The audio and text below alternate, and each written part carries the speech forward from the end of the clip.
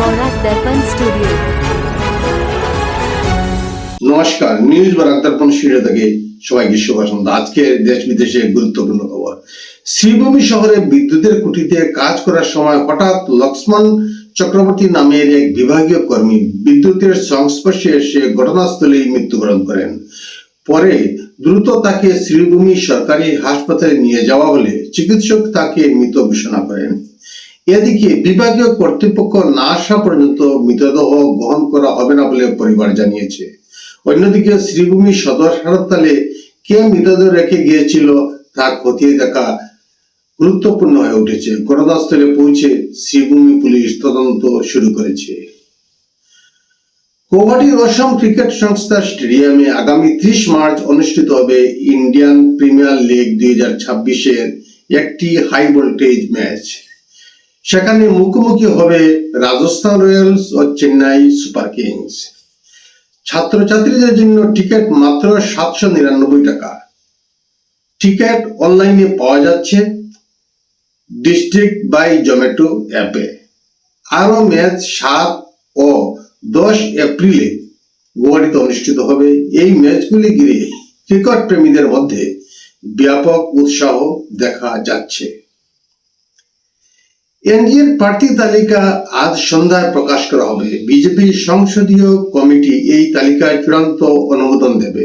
মোট 89টি আসনে বিজেপি প্রার্থীর নাম ঘোষণা হবে। মিত্র দল অসম গণ পরিষদ লড়বে 26টি আসনে।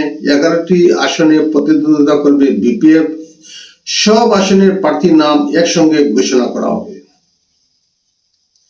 পাকিস্তান দিবস অর্থাৎ 23 মার্চ উপলক্ষে এবছর সামরিক কুচকাওয়াজ বাতিল করেছে শাহবাজ শরীফের সরকার।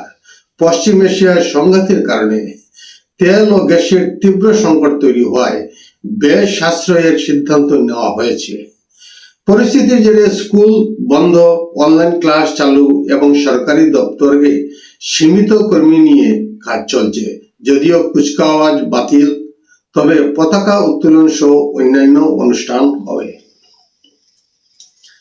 মধ্যপ্রাচ্যের উত্তেজনাপূর্ণ পরিস্থিতির মধ্যে হরমুজ প্রণালী পেরিয়ে ভারতের আরেকটি তেলবাহী জাহাজ জাগ লটকি নিরাপদে গুজরাটের মুন্দ্রা বন্দরে পৌঁছেছে। জাহাজটি ইউএইর ফুজাইরা বন্দর থেকে প্রায় 80,800 মেট্রিক টন অপরিশোধিত তেল বহন করছিল।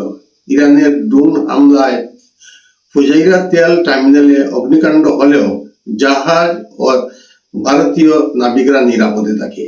এ নিয়ে মোট 4টি ভারতীয় জাহাজ নিরাপদে যুদ্ধক্ষেত্র পার হয়েছে।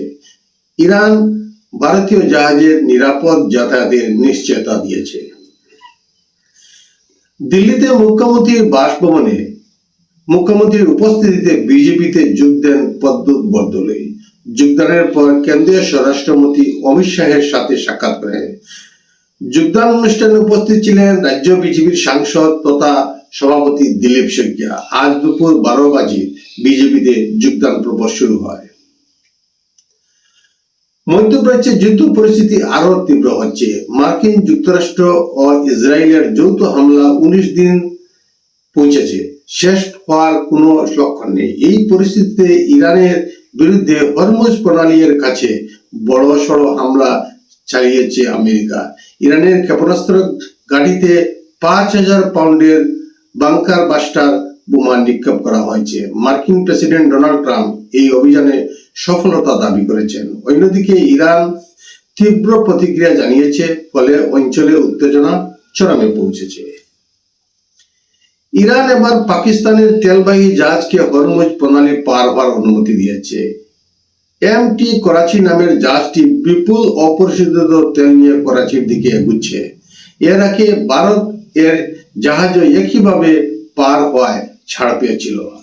পশ্চিম এশিয়ার সংঘাতের কারণে কিছুদিন হরমুজের জাহাজ চলাচল বন্ধ থাকায় তেলের সংকট পড়েছে পাকিস্তানে।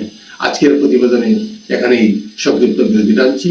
সবাইকে আবারও শুভ সন্ধ্যা দিনে বিদায় নিচ্ছি। নমস্কার।